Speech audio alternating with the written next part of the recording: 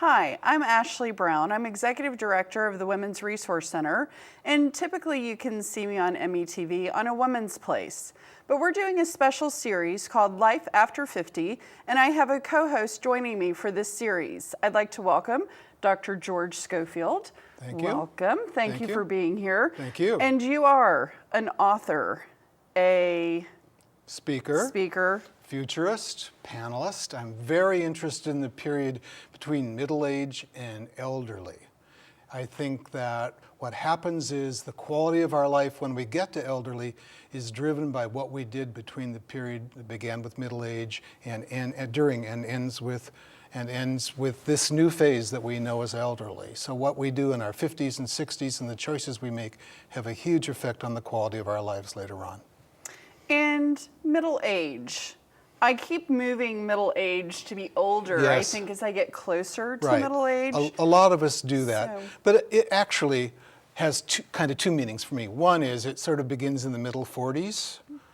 Dang it. Close to 50. And the other experience I had was middle age began when my children started looking me in the eye because they were as tall as I am.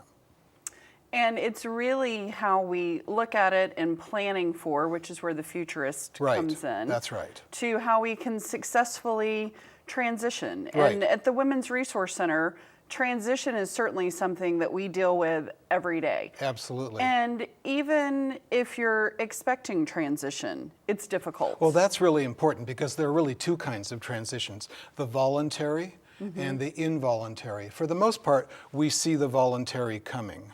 Usually we don't see the involuntary coming. And our ability to adapt to those is one of the absolutely essential skills that have to happen between middle age and elderly.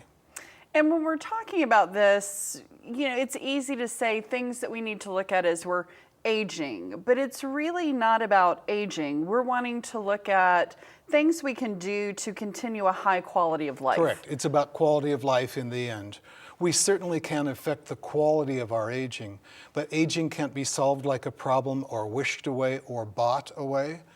It's really about quality of life in the end. Our health, our financial health. Are we with the right people? Are we doing things that are interesting to us? Are we interesting and are we interested? And engaged. And engaged, absolutely.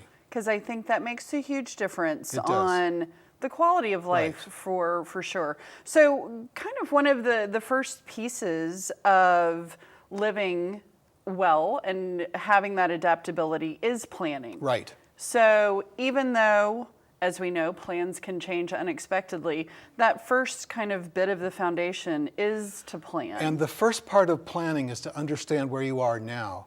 A lot of people want to begin planning by imagining their future, and that's lots of fun because it's all blue sky and you can imagine lots of things.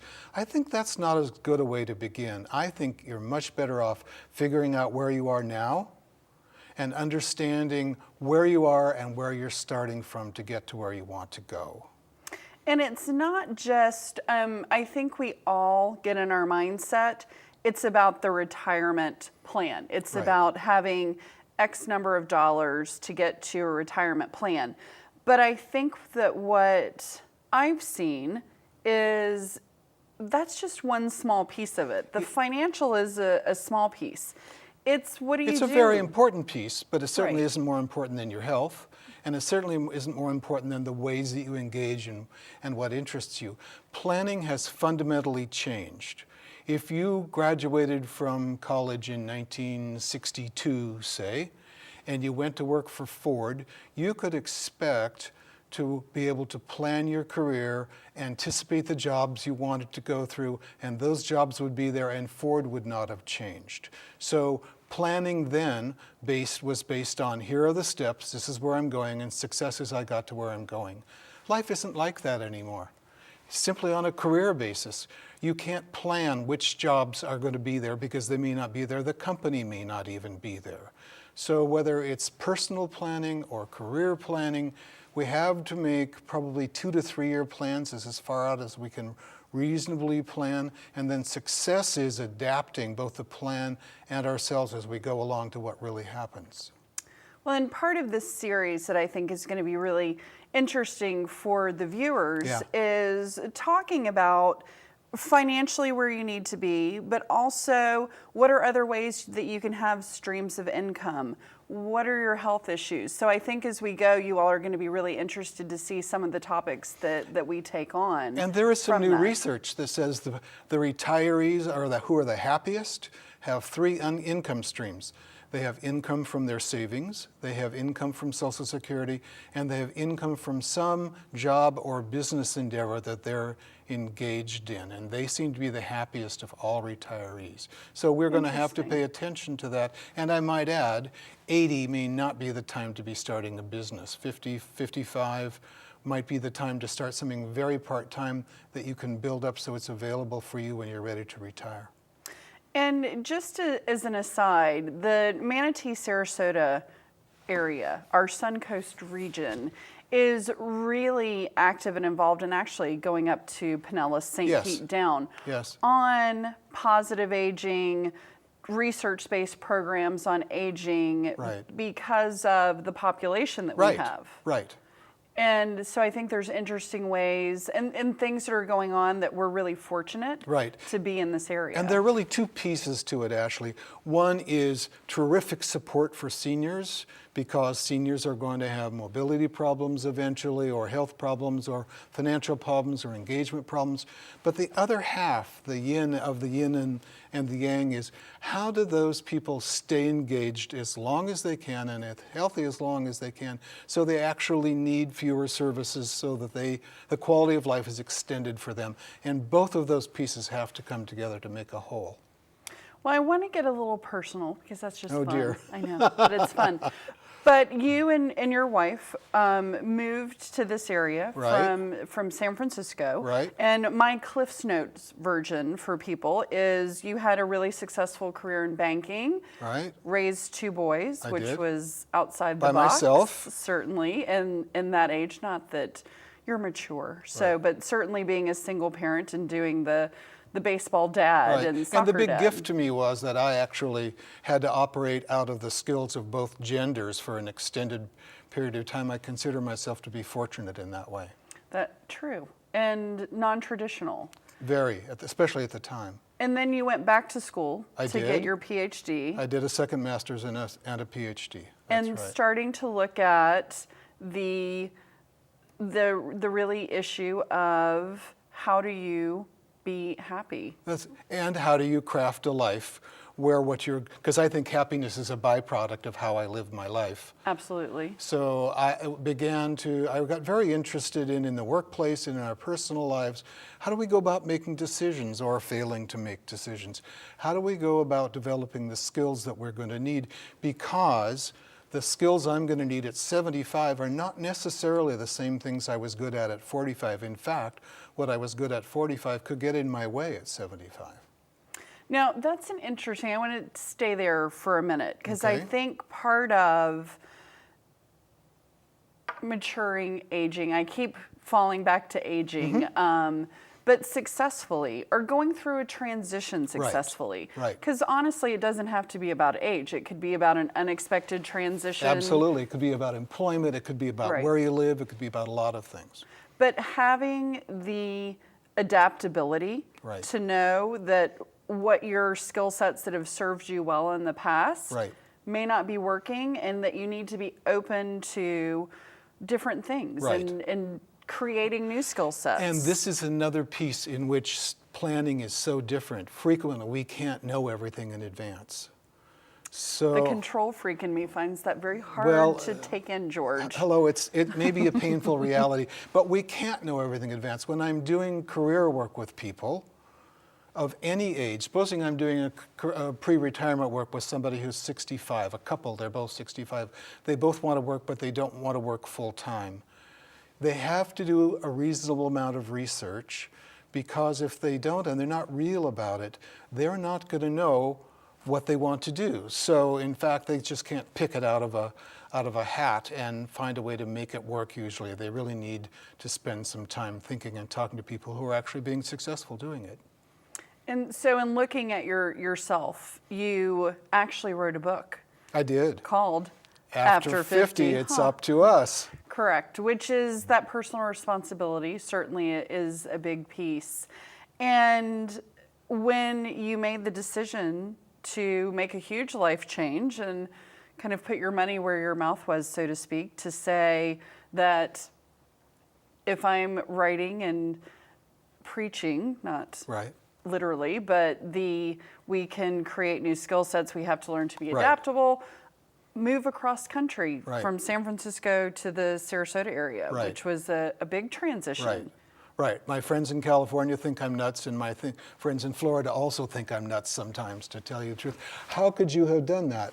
Well, we were young enough, and we had the resilience and the recuperative years to take a chance. And the chance was this. Many of our friends were becoming exceptionally comfortable. And there isn't one right way to do this, so I'm not selling my way, if you will, or the way that I did it. I was the president of the advisory council to the Commission on Aging and Adult Services, where we came from.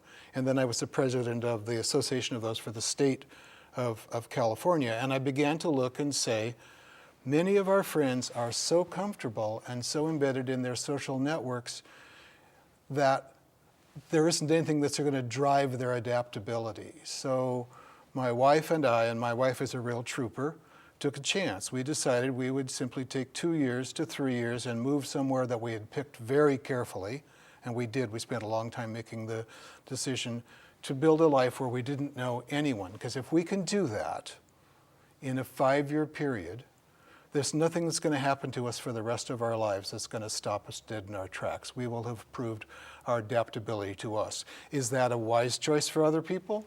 Some yes, some no, but turned out to be a very good choice for us.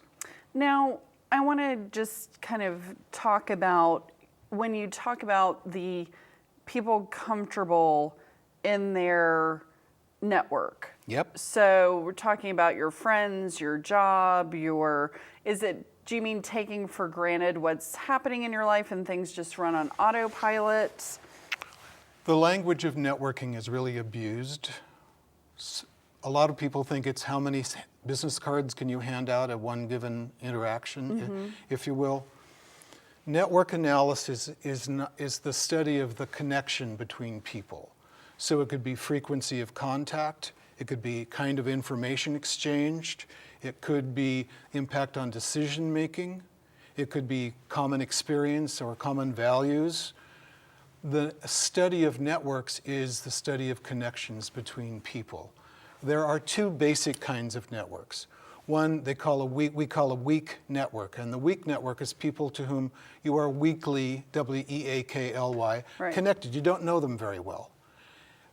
Weak networks are usually the networks that provide us with new ideas and new members and new opportunities. And then we have strong networks, and strong networks are people to whom we are strongly connected. We've known them for quite a while. Sometimes we can finish each other's sentences like you and I do sometime. We have a lot of shared values. Maybe we worked together in the past. We have a lot of common goals.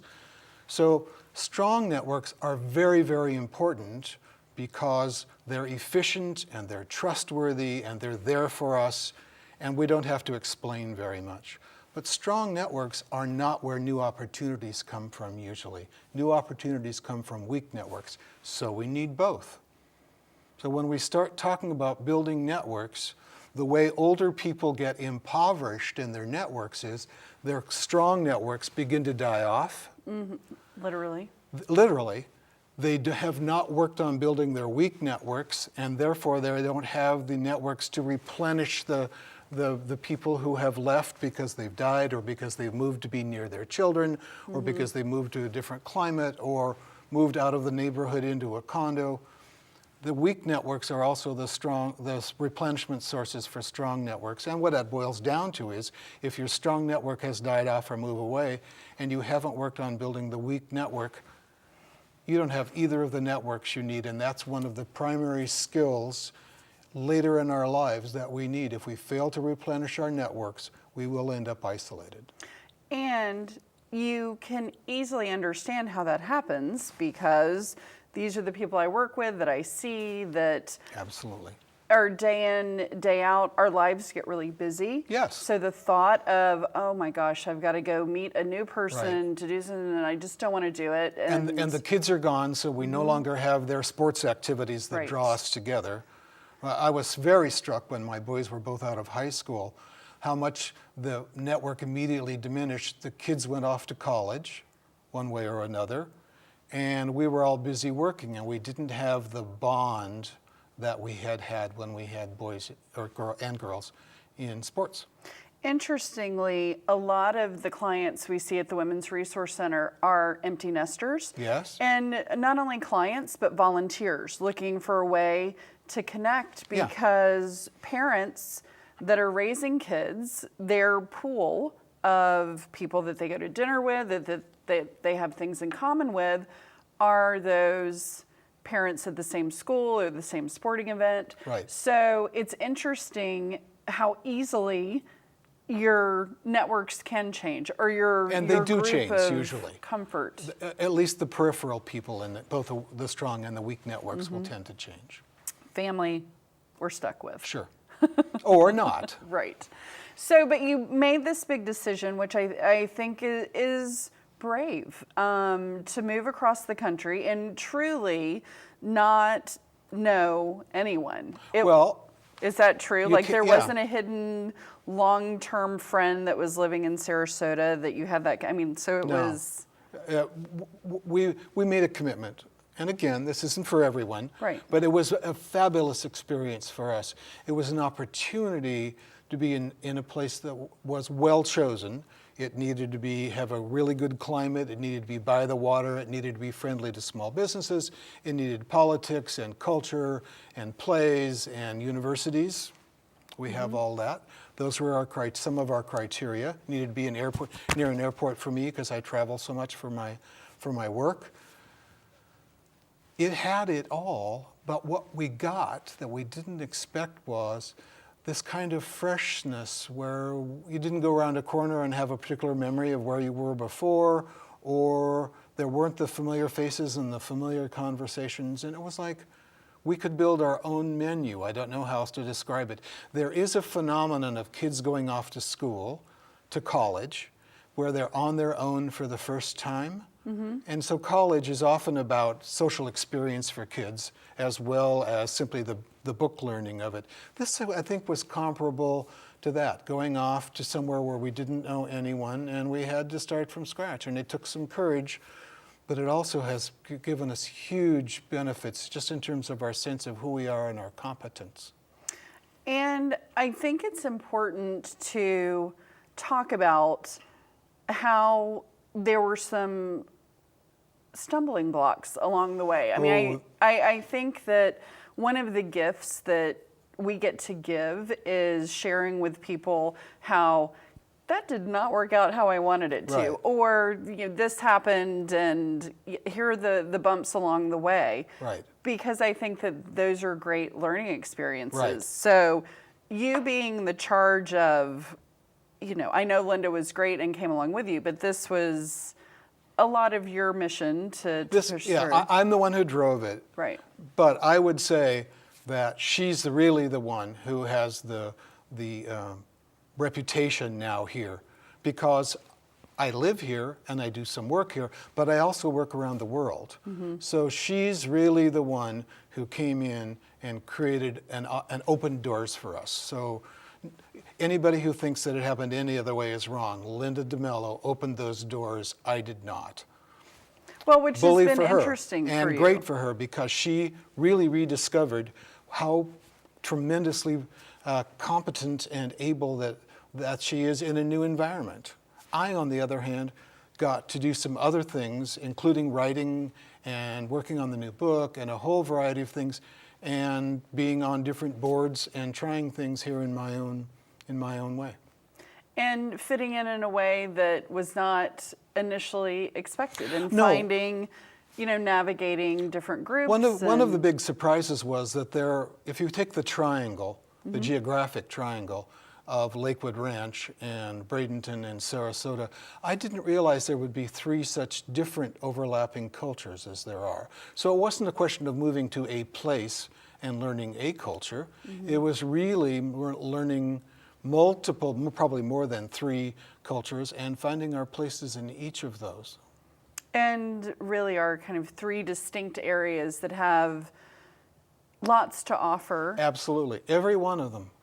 Every And one of them. the more that we work together regionally, I think that we strengthen our position and our voice. But there are certainly differences between, and it's interesting to watch the communities figure out ways to work together. And it's also very rich if you move here to actually be able to go to Bradenton, to the Riverwalk, and a lot of the arts and crafts things, and go to Sarasota for some of the more symphonic things. And Lakewood Ranch is booming. So for me, it's an opportunity, provided we don't stay home and just sort of hang out, if you will. We try to take advantage of things in all the places. And I think the dealing with the unexpected and having that adaptability, and maybe it's a commitment to looking at your life, to be open to change or to be open to dealing with the unexpected. Is that too simplistic of a statement? No, but I think it's easier to say than to do, because you don't know where the surprises are going to come from. One of the surprises that I had was that when we first came here, we met quite a few people, and then in effect, if we were at the center, we were surrounded by concentric circles of people. And just because people were in the first ring that we met, sort of chronologically, and then there was a second ring, and a third ring, and a fourth ring, we ended up picking some people from each ring that we wanted to be in, that we wanted to be with, excuse me. So it takes a while, and it takes some sorting to figure out who you want to spend your time with. Who's going to be in your strong network here? Who's going to be in your weak network here? And if you're conscious of building the networks in a healthy way, you're also going to have a limit on size. Some people want huge networks. I'm at the point in my life where I want huge networks in terms of acquaintances, because I like people and I like to talk to them. But in terms of my intimates, there are probably fewer in both my strong and my weak networks than there used to be. And finding things that keep you engaged. And I think that our area has tremendous opportunity where that's involved, whether it is a part-time job or whether it's creating a hobby, from arts to volunteering to education. Right. And I think knowing some of the places where you can connect, whether it's the Lifelong Learning Academy at the University of South Florida, or it's Ikebana, which is something that you really got involved in. That's the inside story, isn't it? I had Ikebana, which is the way of the flowers in Japanese. It's one of the, if you look at calligraphy and you look at all the different fine Japanese arts, Ikebana is a very important discipline from my standpoint. It's almost a meditative discipline. And so I had never had a chance to do it. And there's a very, very active Ikebana, Ikebana club in Sarasota. And in fact, I've been studying Ikebana ever since I got here, I think. And in December, I will move to level 6, which is the first level of instructors. So of that, I'm proud. And I probably wouldn't have done it if I hadn't moved and simply created open space in my life and then not rushed to fill it up, but instead allowed the things that I was attracted to or attracted to me to come into my life.